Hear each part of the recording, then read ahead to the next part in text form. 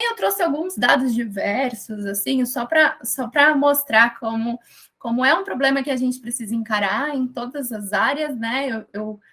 Nesse projeto que eu acabei conhecendo o Luiz, a gente fez um esforço muito grande, porque ele não se resumiu às animações. Eu vou falar dele mais para frente. A gente fez um esforço grande para conseguir uma equipe de audiovisual e de comunicação que fosse formada majoritariamente por pessoas negras e mulheres.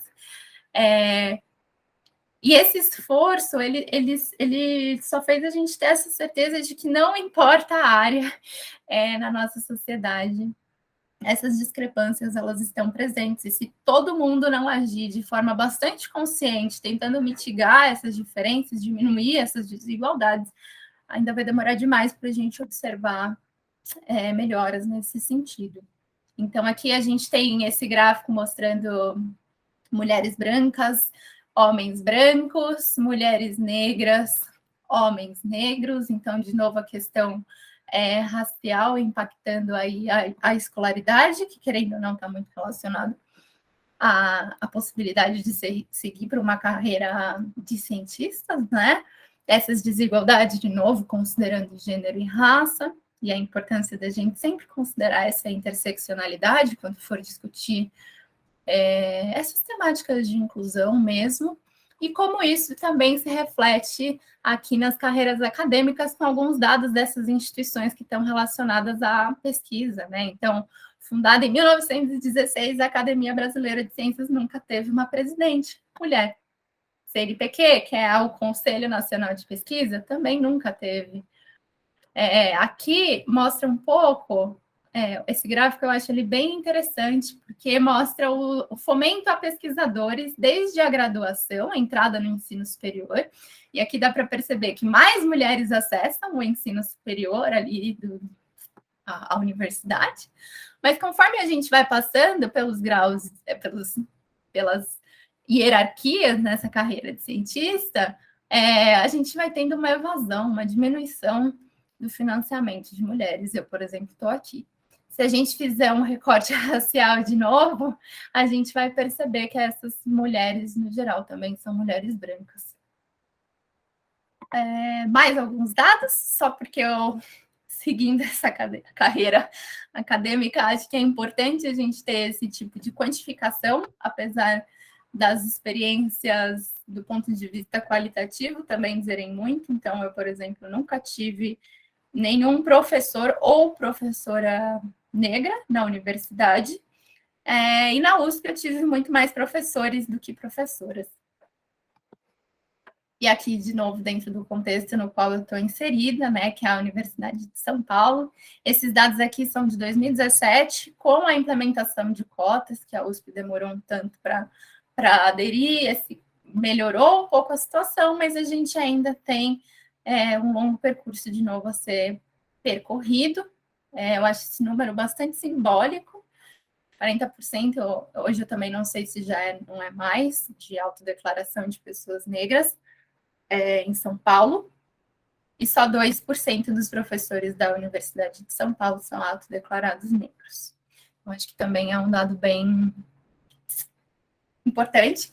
E aí a gente começa a se questionar dentro desse laboratório, a partir das nossas angústias, a partir desses dados que a gente acaba sempre usando para confrontar, né, a realidade que a gente está incomodada nas nossas vivências cotidianas, a gente se pergunta, né, toda boa cientista parte de perguntas e da tentativa de resolver problemas, o que a gente pode fazer, né, considerando que a diversidade ela é importantíssima em todos os lugares, já que essas diferentes formas de ver o mundo, elas também possibilitam novas perguntas, novas ideias para a resolução de problemas comuns.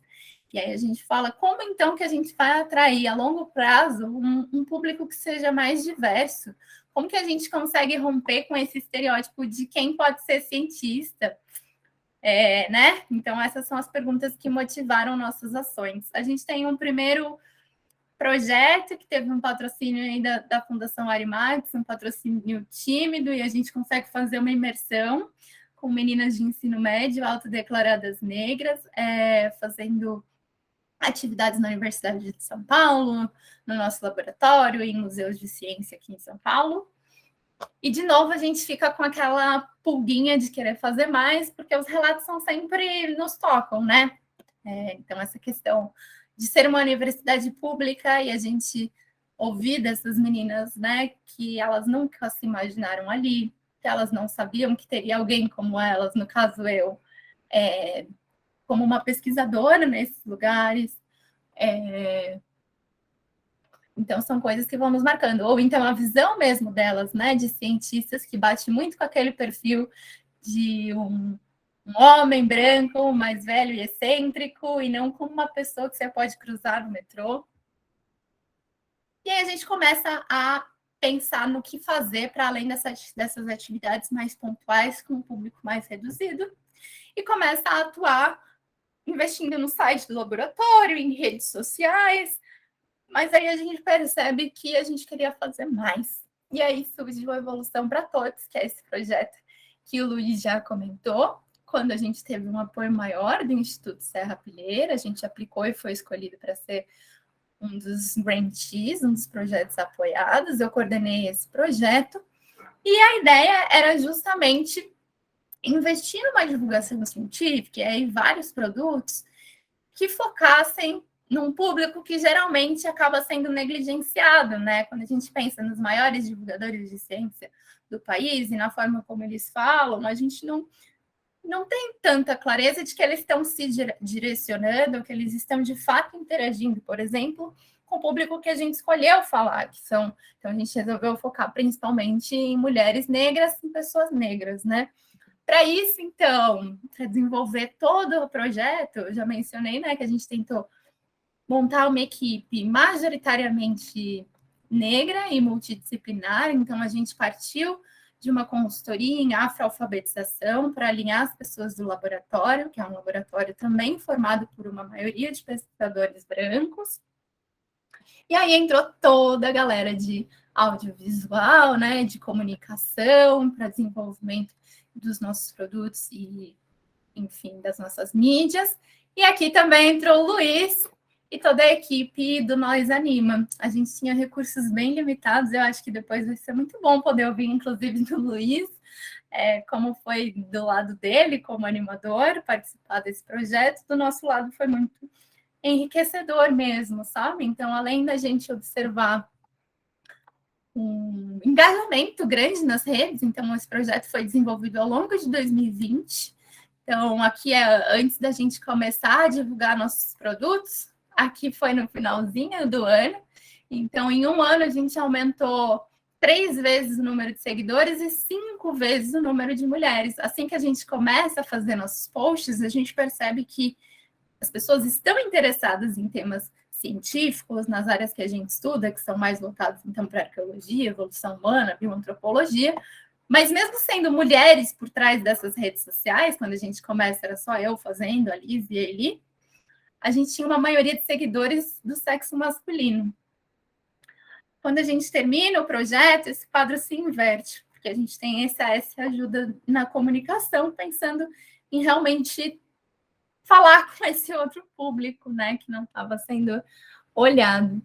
E acho que a maior surpresa que a gente teve com esse projeto foram as nossas animações, né, Luiz? Acho que foi uma grata surpresa a receptividade do público. Foi bom demais poder participar de todas as etapas. Então, a gente mandava as instruções assim, né, para o pessoal que ia desenhar, falando que a gente queria uma colcha de retalhos no sofá, que a gente queria uma casa bem brasileira, que faltava uma samambaia pendurada ali.